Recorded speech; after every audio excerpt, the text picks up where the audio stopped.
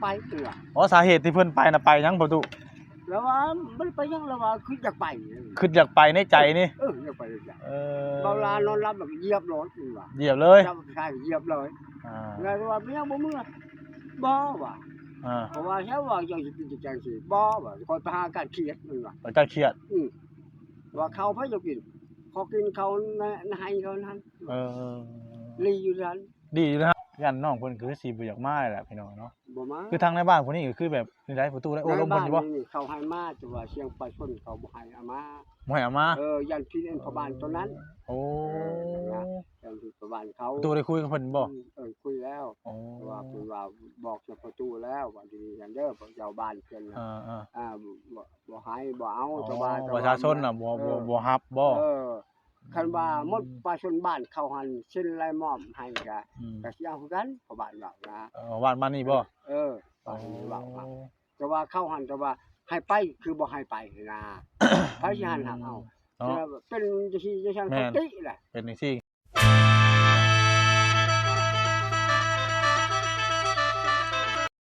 โดยพี่น้องเนาะไม่แป้นเพิ่นมาเรียบร้อยพี่น้องเนาะประมาณอยู่20หุ่นจัก20แผ่นจักเนาะพี่น้องเนาะเอาพี่น้องเนาะกับสบายดีและสวัสดีเด้อพ่อแม่พี่น้อง FC หมู่เพื่อนเบิดสู่คู่สู่คนพี่น้องเนาะบ่ว่าสิอยู่ในประเทศและก็ต่างประเทศพี่น้องเอ้ยยินดีต้อนรับทุกท่านเข้าสู่ช่อง YouTube บ่าวบุญเผย Channel อีกแล้วมื้อนี้พี่น้องเนาะเอาพบพ่อกับช่องบ่าวบุญเผยมื้อนี้ก็อยู่ที่เฮือนซานของทางน้องสายฝนกับลุงโจยพี่น้องเนาะขึ้นมาหาประตูเพิ่นมื้อนี้ก็คือค่ำๆแน่แหละพี่น้องเอ้ยเนาะผู้ตาเว้นก็แดงแหละพี่น้องเอ้ยถือว่ามื้อนี้ก็อากาศหนาวแห้งมื้อนี้พี่น้องเนาะเด้อ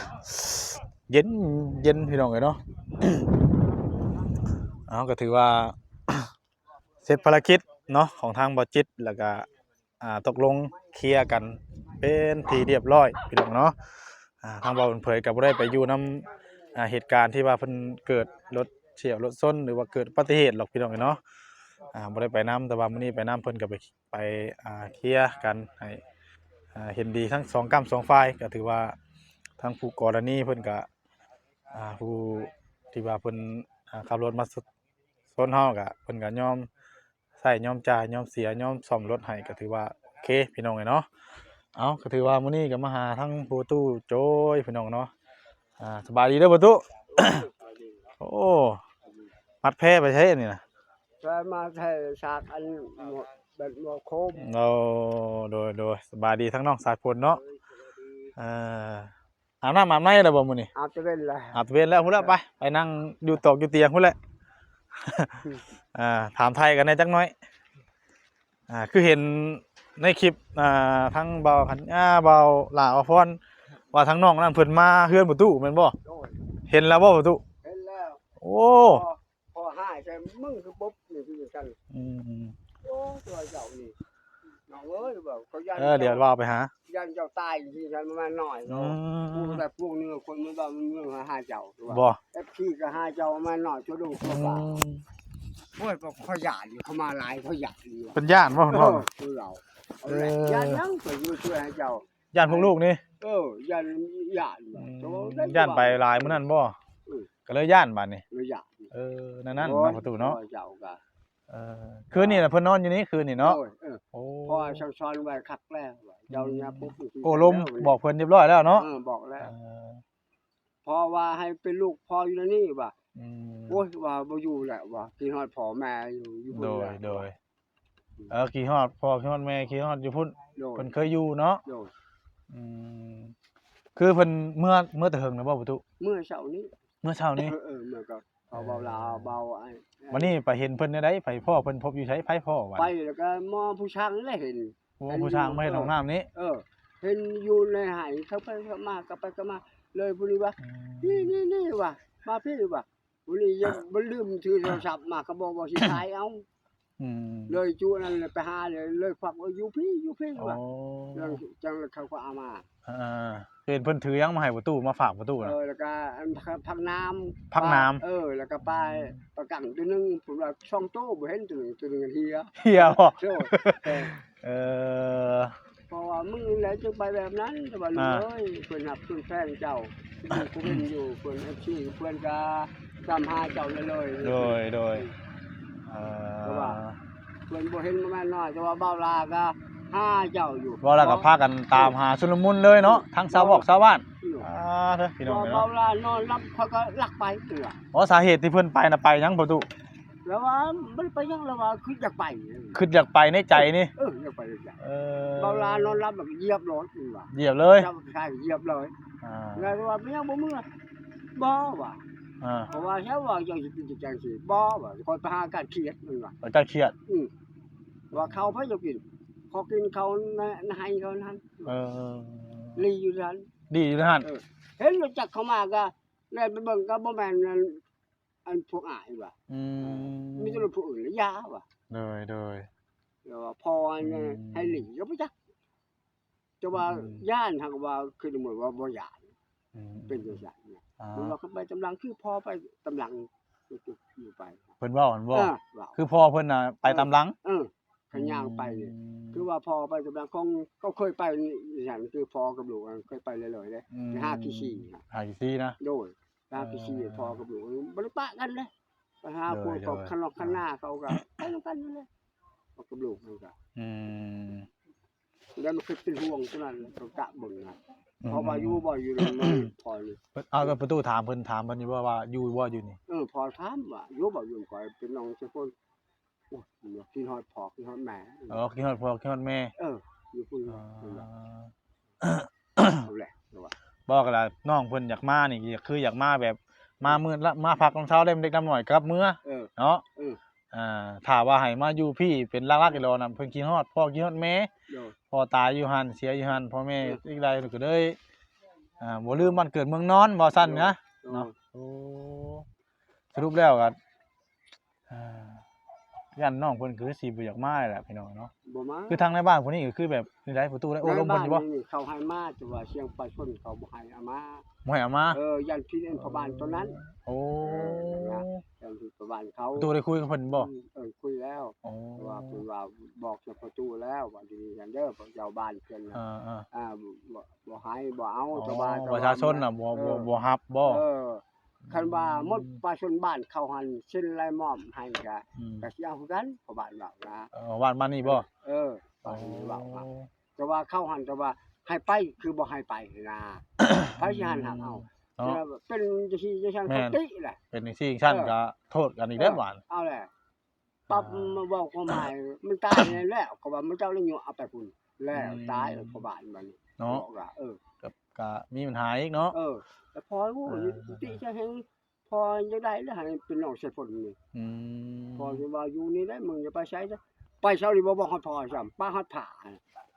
เพิ่นเมื่อน่ะบ่ได้บอกประตูเลย บ่บอกเลย ป้าฮอดผ้าบัดนี้ ป้าก็ลืมป้าเลย นั่นแหละพี่น้องเนาะถือว่าทั้งน้องเวยเพิ่นก็เห็นแล้วพี่น้องเนาะออกมาแล้วมานอนพักนอนเช้าอยู่เฮือนประตูจุยนี้เนาะ โดย มากินข้าวกินน้ำแล้วจังได้พากันเมื่อบัดนี้ โดย ทั้งเบาลากับเขานั่นบ่พาเมื่อนำเพิ่นบ่ โดยเขาไปชง เนาะ นางกาปกครองยามเชียเด้ อืม ไปพากไว้นางกาปกครองนี่แหละคุณเจ้าเห็นเด้อ โดยก็ถือว่าเพิ่น เปิดก็ยังโทษคือกันเขาก็บ่าวหลากัน ดีแล้วล่ะพี่น้องเนาะมีแต่ว่าเฮาก็พังรอเบิ่งสถานการณ์เพิ่นก่อนพี่น้องเนาะว่าเพิ่นสิอยู่หันบ่หรือว่าทางคนที่ผู้กระต๊อบให้ก็สิเข้าไปหาเพิ่นอยู่พี่น้องเนาะแต่ว่าเรื่องทางการว่าให้น้องเพิ่นมาอยู่พี่ย่านแต่น้องเพิ่นแล้วบ่มาเนาะ บ่มา เพราะว่าเพิ่นคิดฮอดพ่อคิดฮอดแม่ เนาะ อืม แต่ทางในบ้านนี่เพิ่นก็รับรายอยู่แต่ว่าปัญหาแต่ว่าประชาชนนั่นแหละเนาะ ประชาชน ลูกบ้านว่าง่ายซะ โดย อ่า ไปบอก ดึง พ่อมนบ้านก็ บ่ได้ไงก็ย่านผิดทั้งบ้านทั้งนั้นแหน่ โดย ว่าสิแม่นอยู่ว่าไปใช้ก็ไปยามันแล้วบัดมันเกิดปัญหามาแหละ ก็ปัญหาอะไรเงี้ย ยันยาก โดย โอ้แนวนี้เนาะเพิ่นเว้าเนาะ โดย เอาพี่น้องเนาะก็ฮู้นํกันเด้อพี่น้องเนาะ FC พ่อแม่ป้าลุงเนาะก็ถือว่าเอา ว่าแล้วก็ทางบ้านเพิ่นก็เพิ่นคิดทีเดียวไล่เบิ่งคักแล้วเนาะ โดย คิดเบิ่งคักแล้วเนาะประตู โดย ประตูนี่ได้ไปถามไปไทยข้างในแล้วพี่น้องเนาะ โดย มันย้อนปัญหาเกิดมาหลังตามหลังพี่น้องเนาะ พอ ทำไมว่าสิโทษบ้านเจ้าเอาไป เออ แล้วคนบ้านข่อยที่ชั้นเดินมาโดด แล้ว งานเขา เจ้าเขาจักมาเอาอันลูกน้องข่อย อืม พอมันมามาเจ้าแล้วตายว่านี่ใช้ลูกน้อง ทำมา บ้านทั้งบ้านน่ะเพิ่นเห็นดีนํกันเบิดทั้งลูกบ้านทั้งนายบ้านทั้งนั้นนี่ทั้งนี้เนี่ยก็ถือว่าโอเคเนาะบัดนี้ปัญหาในตัวน้องเพิ่นอีกได้บ้านนี่ โดย ว่า ตัว จำเจ้าไป เฮ็ดแนวนั้นนี่ก็ถือว่ายังยากอยู่แหล้ว โดย มีแต่ว่าให้เพิ่นอยู่บ่อนที่ว่าเพิ่นอยากอยู่นั่นแหละ โดย เนาะประตูเนาะ โดย มีหยังอยากชดช่วยเพิ่นก็ไปช่วยอยู่เพิ่นแหล้ว โดย นี่ใดก็เพิ่นมาก็เพิ่นมาชั่วคราวพี่น้องเนาะเพิ่นก็นอนอยู่คืนนี้เพิ่นก็ว่ายังกินฮอดพ่อฮอดแม่เพิ่นอยู่พุ่น โดย เพราะว่าเพิ่นเกิดอยู่พุ่นนอนอยู่พุ่นเด้ โดย แต่ว่าเพิ่นไปก็ไปมาๆอยู่เนาะ ก็มาพูดแล้วกินเอาประตูอยู่ที่เลยเรา เอ้า แต่ว่าแล้วจะกินกินฮอดแล้วอันนี้ก็คนมานี่ก็กินฮอดเจ้าเด้จะค่อยมาแล้วก็บ่ค่อยบ่ออกใส่เขาแล้วล่ะ โดยก็ถือว่าเพิ่นมาแล้วก็ปลอดภัยแล้วก็ถือว่าเพิ่นตามหาเพิ่นมื้อเว้นวานนี่เนาะ พอกันเนาะบ่ ดีใจแล้ว ว่าคันว่าพอเจ้าเชื่องสิจังก็ให้มาให้พอตู้ไปเด้อพอตู้สิบอกสอนให้ว่ามันตัวแรงโปโลเลยมอ อ๋อบ่ธรรมดาเนาะอธิษฐานเด้อประตู โดยพอน้องอธิษฐานน่ะโปโลเลยน่ะแต่ว่ามาอีเห็นบอกว่า ไปเป็นก็มาเนาะประตู โดย ใช่ล่ะทางเพิ่นบ่ได้มาเฮ็ดหยังไว้บ่ประตู บ่เพิ่นมามื้อนี้เลย มาแล้ว เพิ่นมาแล้วเพิ่นเมื่อคืน มาแล้วเมื่อคืน โดยเพราะว่าพวกลูกยังมีธุระว่าอย่างนั้นแล้วก็กลับคืนมื้อเช้าแต่ว่าตอนนี้ ยังฉานั่นก็เอามาแล้วก็ป่องกระเปงนะ อันนี้จะปีอันนี้ซีซอ โอ้กีตาร์บ่นี่น่ะ ก็ซีซอ สีชอ โดย สีชอคือเป็นนี่สีชอแล้วก็คือเป็น1หั่น อันนี้แล้วก็อันนี้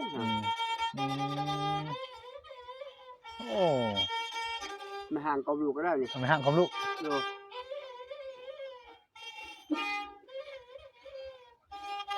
นอนตีบื้อลูกเอ้ยนอนตีบื้อน อนตีบือโอ้โหให้เฮ็ดนี่บ่ตุ พอนี่ โอ้ตัวเฮ็ดเองบ่เนี่ย โดย ป่าเด้อ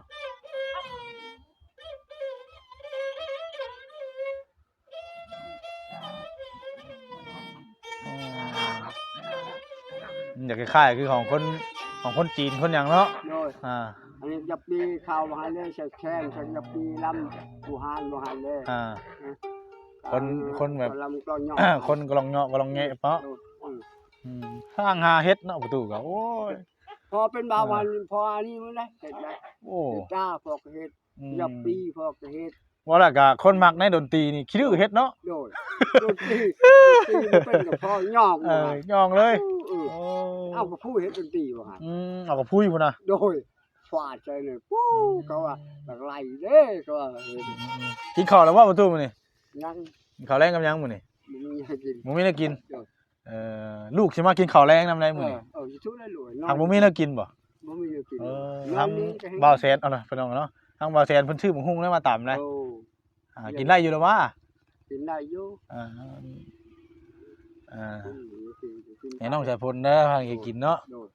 มื้อเช้านี้อยากกินข้าวหยังมื้อเช้านี่ ตอนเช้านี่ก็กินซีนพวกลูกเอามาให้แล้ว โดยโอ้ขับมาแห้งหนาวข้าวหนาวข้าวเนาะ โดย ใช้น้องชายพลไปทางใดได้ไปหาน้องชายพลเด้อประตูเด้อ โดย ก็ถือว่าทั้งประตูก็หายของใจแล้วพี่น้องเนาะวันนี้เพิ่นก็ได้โอ้ร่วมกับทั้งผู้ใหญ่บ้านเรียบร้อยแล้วเนาะว่ามันก็คือว่าอะไรพี่น้องเนาะมันก็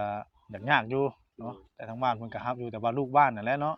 ยันผิดกันทางบ้านนั่นแน่บ้านจักเพิ่นสิให้มาจริงบ่หรือบ่จริงบ่ก็จักแนวใดเนาะแต่น้องเพิ่นก็บ่ยังแบบบ่อยากมาปานใดพี่น้องสรุปแล้วเพิ่นก็คิดฮอดพุทธ แต่ว่าพอบ้านฉันจ้าบ่ชนเส้นจะพูดก็มันบ่มาคือเก่าอยากกินฮอดพุทธคันมาปิดบ่กินฮอดพุทธคันไปพุ่นกินฮอดพี่จังได๋ว่าเลยจักใหญ่เนาะชูมใจเพิ่นเนาะ โดย แล้วก็ยังสิถามเพิ่นอีกเทื่ออยู่บัดมื้ออื่นก่อนพี่น้องเนาะไปหาน้องสายฝนก่อนแล้วประตูเด้อบายดีเด้อประตูปิงไผอยู่ใช้น้องสายฝนอยู่ไผอยู่บ่นี่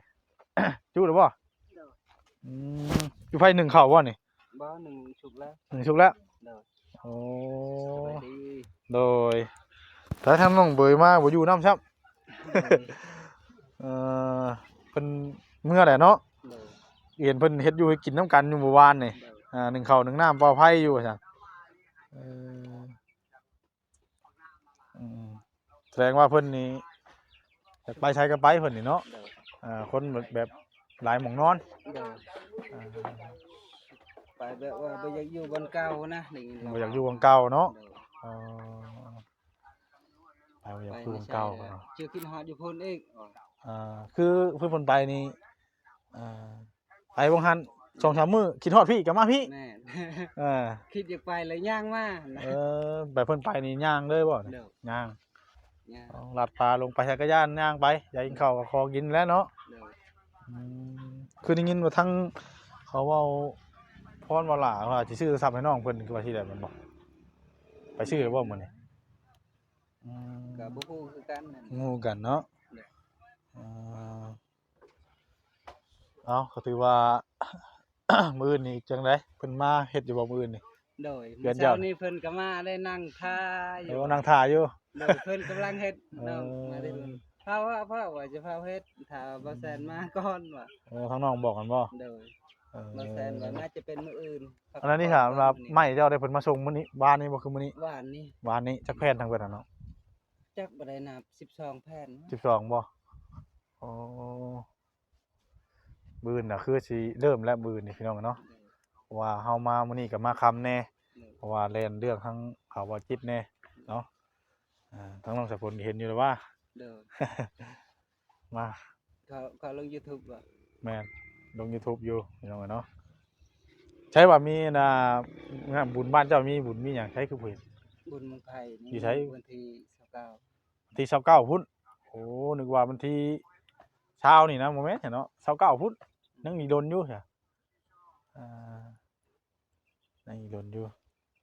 อยู่บ้านกับบ้านในพุ่นหรือว่าบ่แม่นบ้านนี้เด้อวะ บ่บ้านนี้บ้านมีวัด บ้านนั้นบ่โอ้เอาก็ถือว่าโอ้ยได้ขึ้นมาดินนั่นอยู่ดอกพี่น้องเนาะเพราะว่าขึ้นมาทางนี้อยู่ แม่นๆไปดินน้ำพุ่นแล้วว่ะ โอ้ ให้บ่เคยมาดินน้ำและม่วนได้ ม่วนบ่ เด้อ โอ้อยากมาเบิ่งอยู่ถ่ายบรรยากาศเนาะ คนหลาย คนหลายเนาะเฮ็ดให้กินมื้อแลงนี่ ก็บ่มีหยังกิน บ่าวสิมากินข้าวน้ำพี่ได้มื้อแลง ดี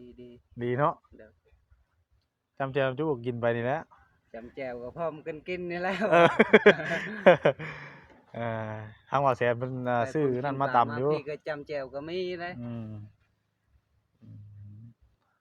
มื้อนี้มีไผมาแน่มามื้อนี้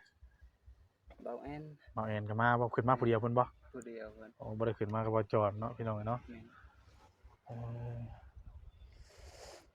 เอาก็ถือว่าทั้งน้องเบยเพิ่นก็เห็นแล้วเนาะพี่น้องเนาะออกมาแล้วถือว่าปลอดภัยพี่น้องบ่มีปัญหาหยัง ปลอดภัย มีแต่ว่า เป็นหยัง ผู้นั้นพาไปผู้นี้พาไปคือเพิ่นเว้าในคลิปแน่เนาะ แม่น คือว่าพ่อเว้าเพิ่นเว้าน่ะ แม่น พ่อเพิ่นเสียนั่นเสียอยู่ไสเสียอยู่หั่นเฮือนหั่นเลยบ่ล่ะ เด้อ เออ แล้วว่าพอเราพันว่าพอเราสิมาเอาเราว่าจังซั่น น้องเบยน่ะพันว่าพ่อสิมาเอาเรา แม่ เออ จักสิจริงหรือบ่จริงอันนะ เนาะพี่น้องเนาะก็ต้องบ่ฮู้นำเพิ่นแน่เนาะต้องถามจากปากเพิ่นเนาะ แม่ ว่าสิขึ้นมาทันน้องเพิ่นก็บ่ทันซ้ำมื้อนี้โอ้ยเมื่อก่อนแหละ เอาบ่เป็นหยังมื้ออื่นเฮาจังไปหาน้องเพิ่นเนาะเอาก่อนพี่น้องเอ้ยถ้ามีเวลาก็ไปหาถ้ามีเวลาก็ฟังเบิ่งนี่แหละพี่น้องเอ้ยเนาะดำเนินการเรื่องเฮ็ดเรือนของน้องสายฝนก่อน เด้อ ที่อ่าวัดแทกเทเสาเทคานนะมื้อนี้พี่น้องเอ้ยเนาะห้องหยังน่ะน้องสายฝน สลี โอเคเนาะน้องสายฝนเนาะคือประมาณนี้แหละพี่น้องเอ้ยเนาะเดี๋ยวมีหยังก็อัปเดตกันไปเรื่อยๆพี่น้องเอ้ยเนาะ เด้อ แม่ค้าเพิ่นมาเฮ็ดหยังกันไผ ขายเลข ขายเลข เด้อ โอ้อ้าวเนาะ ปิดกล้องให้ซื่อก็บ่นั่นบาดนี่คนงามเนาะ คนอาจจะเบิ่งคนงามเลยนะเนาะน้องเพิ่นสบายดีเด้อเนาะพบกันใหม่พี่น้องเอ้ยเนาะโดยก็สำหรับคลิปนี้ก็สิได้ขอตัวจบคลิปแล้วพี่น้องเอ้ยเนาะพบกันใหม่ในมื้อหน้าพี่น้องเอ้ยเนาะก่อนอื่นก็ขอขอบคุณขอบคุณ FC พี่น้องเบิดสู่ผู้สู่คนเนาะที่เข้ามาติดตามให้กำลังใจทางบ่าวเผยเฮ็ดคลิปดีๆคลิปให้ พ่อแม่พี่น้องได้เบิ่งได้ชมนํกันพี่น้องเนาะเอาสำหรับเรื่องราวที่ว่าทั้ง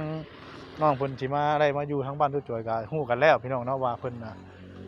ทางตู้จอยเพิ่นก็คุยกับทางผู้ใหญ่บ้านแล้วว่ามันก็ทางลูกบ้านก็บ่เห็นดีนํยันมันมีปัญหานำรางพี่น้องเนาะถ้าเฮาจริงๆอาจสิเอามาก็ได้อยู่แต่ว่ามันต้องเบื้องนั้นต้องทางบ้านนั้นก็ต้องยินยอมเบิดทุกคนทุกอย่างก็ต้องเสียงเดียวกันทางนี้ก็ต้องเสียงเดียวกันจึงสิว่าอันนั้นได้นะพี่น้องเนาะเอาเรื่องนี้เราก็ฮู้กันแล้วพี่น้องเนาะเพิ่นก็ปรึกษาหารือกันทั้งสองกำสองพายนั่นแหละพี่น้องเนาะก็ถือว่า